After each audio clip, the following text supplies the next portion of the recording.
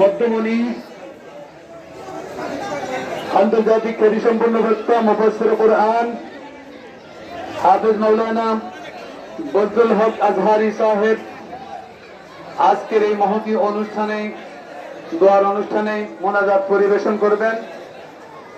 হুজুর অত্যন্ত চমৎকার সুন্দর সুললিত কণ্ঠে আলোচনা পেশ করেন। এখন তিনি মোনাজাত পরিবেশন করবেন। হুজুরকে মরুল্লাহ দুরূদ শরীফ পড়ুন।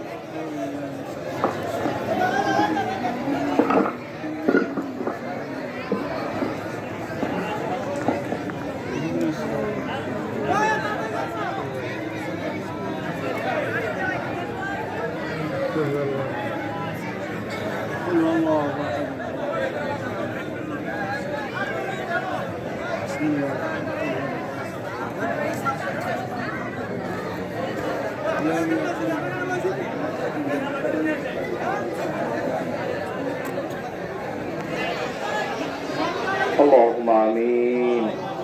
ربنا ظلمنا أنفسنا وإن لم تغفر لنا وترحمنا لنكونن من الخاسرين.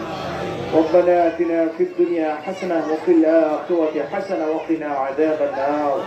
ربنا فاغفر لنا ذنوبنا وكفر عنا سيئاتنا وتوفنا مع الأبرار ومن ذريتي ربنا وتقبل دعاء. ربنا اغفر لي ولوالدي وللمؤمنين يوم يقوم الحساب. اللهم إنك عفو كريم تحب العفو فاعف عنا.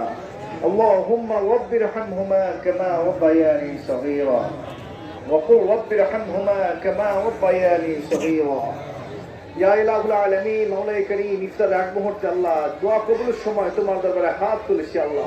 আল্লাহ আমাদের সকলের ফরিয়াদখানা তোমার দরবারে কবুল করে নাও আল্লাহ। আল্লাহ বিভিন্ন ধরনের খতম শরীফ হয়েছে, দোয়া হয়েছে, মিলাদ শরীফ হয়েছে।